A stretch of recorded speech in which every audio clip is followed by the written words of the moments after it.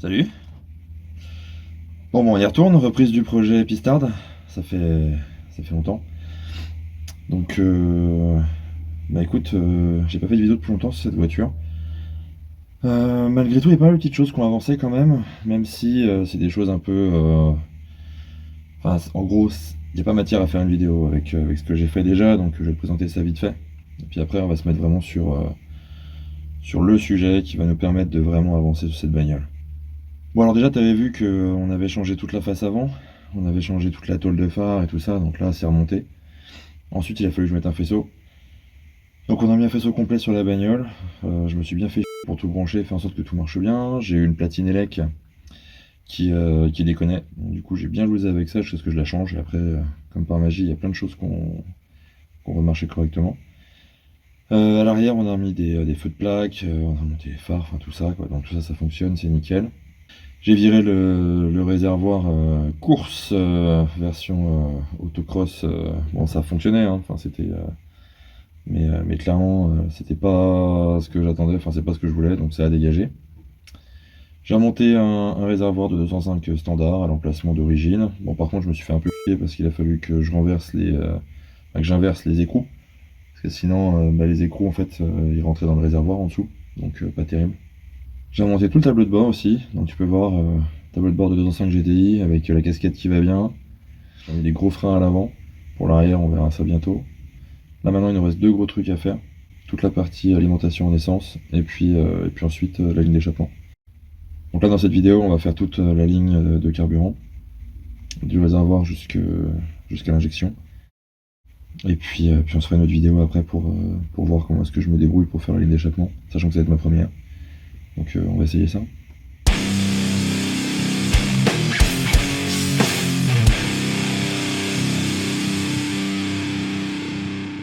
Bon, du coup, pour faire ce nouveau circuit d'essence, j'ai acheté la durite d'essence en AN8 en 3 mètres, la durite d'essence en AN6 en 3 mètres, ça c'est pour le retour. Un filtre à essence de GTI avec les raccords à la en AN8 aussi. Un manot de pression d'essence, parce que c'est important, avec le raccord qui va bien pour passer en AN8. Des raccords AN8 avec l'olive pour avec les durites. Et du téflon pour le manot, là, à cet endroit-là.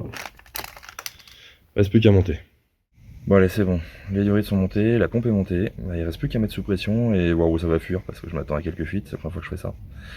On va réparer, puis une fois que ça tourne, on va pouvoir essayer de démarrer la voiture. Donc voilà, on a la pompe qui est là, avec les raccords, j'ai un peu galéré à trouver tout ce qu'il fallait là. Le plus, le moins directement pris sur la caisse, ça monte jusqu'au résa. Et puis on a le retour aussi qui est encore en durite tressée. Là ça part en durite tressée. Hop. Et ça va jusque là. Donc on retrouve les deux durites là. La durite de retour, eh bien, au niveau du régulateur de pression réglable. L'autre elle va jusqu'au filtre et le filtre repart jusqu'au manot pour voir la pression. Et le manot, on rentre dans la rampe. Alors le problème c'est que ça, j'ai pas réussi à trouver de raccord qui nous permettent de rester avec la durite tressée. Donc bon, on a un bout de durite de là quand même pour faire le raccord.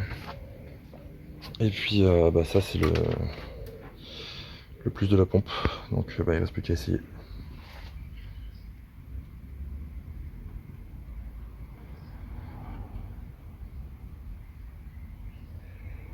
Fail. Bon, fail rien du tout, j'ai mis l'interrupteur, il était sur off. Donc on va le passer sur on. Ok, on attend la pompe. C'est pas mon raccord qui fuit, c'est la jointure avec le filtre là.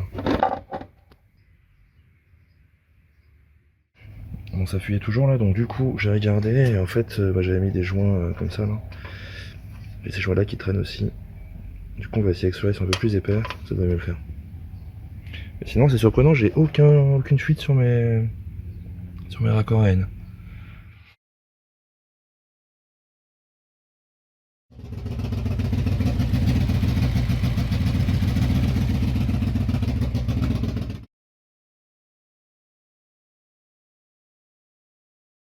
Bon les gars, on va arrêter la vidéo là parce que je suis dégoûté. Donc là la voiture elle vient de démarrer, elle tourne sur deux pattes. Bon, c'est pas grave, enfin, je vais trouver d'où ça vient, mais avant de continuer, je voulais la mettre en eau pour voir ce que ça donne, et puis pour pouvoir la faire chauffer un peu plus longtemps, etc.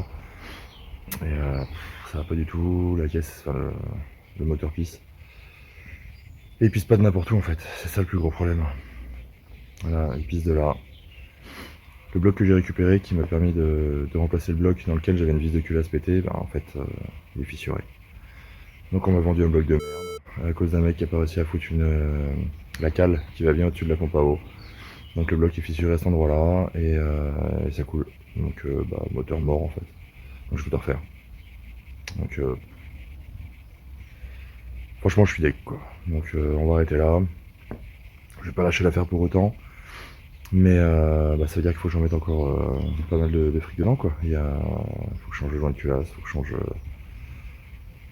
à tous les joints, enfin, c'est relou quoi. Je suis vraiment deg. Donc je vous dis à bientôt et puis on va voir ce qu'on peut faire. Allez, à plus, à bientôt.